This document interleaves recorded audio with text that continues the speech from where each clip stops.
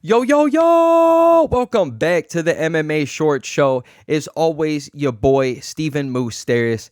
And I had to come on here today and congratulate and absolutely just shouts out this man, Demetrious Mighty Mouse Johnson, for such a successful career, for deciding to retire on his own, his own will, not being left inside the octagon or the ring or the cage, whichever it is, flatlined and the sport, leaving you behind. It's truly amazing getting to see these guys retire when they want to and under their own word and under their own say.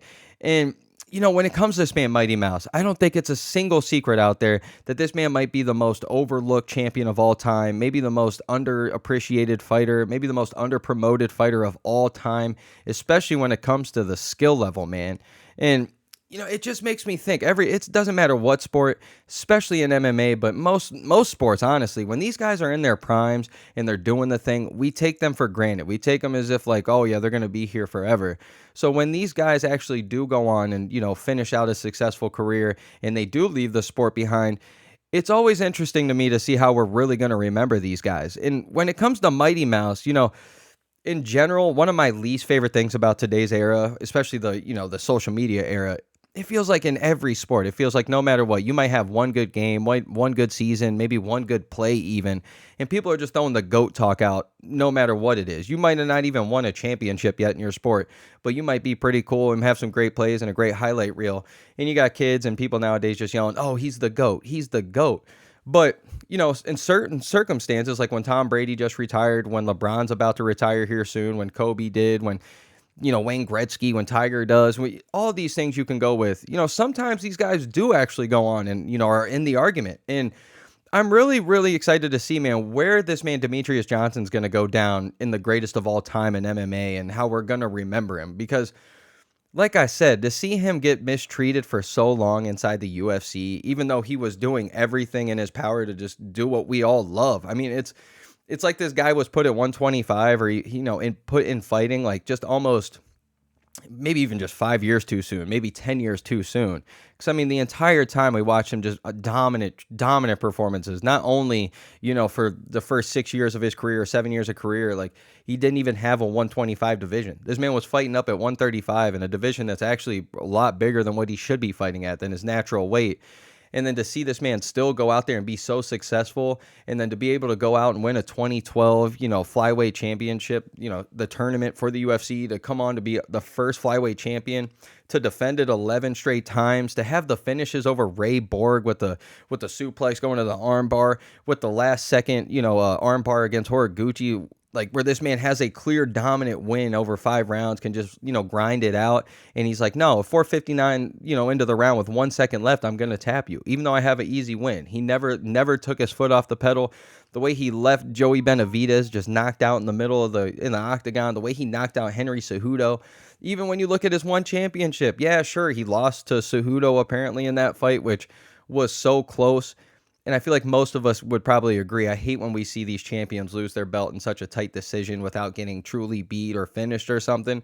But, he takes it on the chin, gets traded, goes over to one championship, runs that for a while, has this amazing trilogy with Marias where, yeah, he loses the first time, but then he goes out there and puts on one of the craziest knockouts we've ever seen, and then goes out in the third fight and takes him out, has fun and does a cross-promotion fight against Rodtang, who's one of the scariest kickboxers out there in the world. And to see what this man has done and to see him just get pooped on time in and time out and forgotten every time. And I mean, it speaks for itself. This man got traded for a Ben Askren with no hips. I mean, yeah, you can argue the UFC probably won that trade just because of the Jorge Masvidal knee alone. Like, that knockout's going to go down in history for the rest of life as one of the greatest knockouts ever. That one single clip has probably got more views than Demetrious Johnson's entire career does.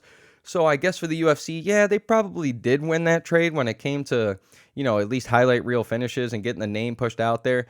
But this man, Mighty Mouse Johnson, to see him get treated like that, and then to have somebody like Dana White get interviewed this past weekend right after Mighty Mouse announces his retirement, and when he's asked about it, he goes, I didn't know that. Listen, if you go back to when he was here, I was defending him from the fans, right. So who's defended Demetrious Johnson more than me? Dude, we watched this. Do you think we're stupid? Like, you literally pushed this guy to the back burner. You were arguing about how you threatening all the time, how you were going to take the division away from the guy. even though he's killing everybody. It's not his fault he's killing guys like John Dodson, Joey Benavidez forever, Ian McCall. You had all these guys that he killed over the years. You can go on forever and ever and ever. Horiguchi I already named, the Ray Borgs. I mean, this guy has so many fights that it's unreal. The Wilson Hayes. The way he takes people out is insane. And to see the mistreatment, to see all these things, I'm just so happy he went on and did his career himself, and the one championship absolutely gave him all the love and respect that he deserves.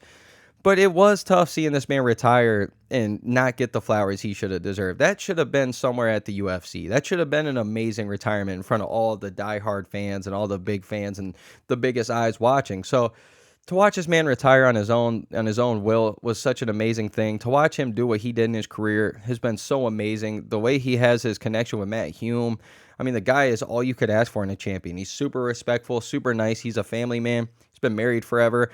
He's got beautiful kids. You know, the dude's doing his thing. He's respectful in the inside the octagon, outside the octagon, respectful to his opponents. If you watch this man compete in jiu-jitsu tournaments still, you know, he'll go beat the guy, and then when he's over there crying, he goes up to him and says, hey, man, like, this isn't it. Like, you got more in life. You're successful out here in life. Like, just because you lost one little tournament doesn't mean it's the end of the world. So to watch this man, he truly is everything people want your champion to be. But for some reason, him at 125, you know, that's just how he's going to be remembered. He's going to be remembered as a small guy that, you know, yeah, sure, was super talented, but, you know, nobody likes watching small fighters. And especially when your promoter, Dana White, your boss, isn't even pushing you. Like, he even pushes 125 now. It's super sad to see how he got treated, but it's awesome at the same time to see what he did and to continue his career and never be fazed by it or anything. It's truly been such an amazing, amazing thing to see, and I'm so happy I got to witness pretty much his entire career. So shouts out to you, Mighty Mouse. And that just leaves the question, though. Where is this man going to be left when it comes to the all-time greats, when it comes to the GOATs? Because if you ask me, you know, he's above the Izzies. He's above the Usmans. He's above the Stipes. He's above the Cain Velasquez. You know, he's above a lot of these guys, the BJ Penns. He's probably even above Aldo and Max Holloway and Volk for me. Like, this dude, I think the only people you can argue, and for me, the only person that's over him is John Jones, but if you're going to argue the Khabib talk, I can listen to it. I can argue with the GSP. I can listen to it. You know, Anderson Silva, you know, in his prime had a nice argument, but I mean, we watched him go on and lose the rest of like at the end of his career and kind of like take fights not so serious. You know, we saw GSP, you know, not really looking like the killer he was at one point in time, was kind of just grinding out victories and had really some questionable victories. You know, I know this man, Mighty Mouse, has lost a couple times. He's lost, 4 fights in his career? But still, if the title defenses, the way he did it, he might be the most all-around best fighter of all time. Pound for pound, he puts a name for pound. Like, when you hear pound for pound fighter, you think of somebody like Mighty Mouse Johnson, who, yeah, okay, sure, at 125, he's small. Yeah, could a heavyweight lay on him? Sure, but you take his skill level and you put it at a 155 frame or a 170 frame or a 185 frame, a 225 frame, like, this dude's going to get the job done against everybody, outside of a guy probably like John Jones. So, you know, for me, he might be number 2 on the GOAT list. But like I said, I can entertain the GSPs, the Khabibs, the Silvas. So, like, he's at least top 5. So I'm just interesting to see, you know, where people are going to remember him, if they're even going to remember him, or if he's just going to be lost in the wind. But for me, as a true fan, I'm always going to remember Mighty Mouse, and I'm always going to hype him up.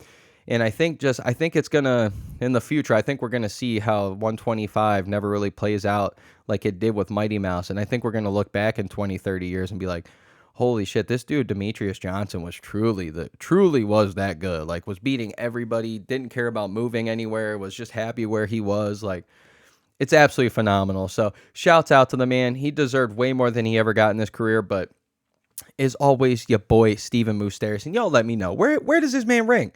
You know, where does he rank in the all-time great? How are we going to remember him? So, as always, your boy, Steven Moustaris. And let's go, baby. Let's go.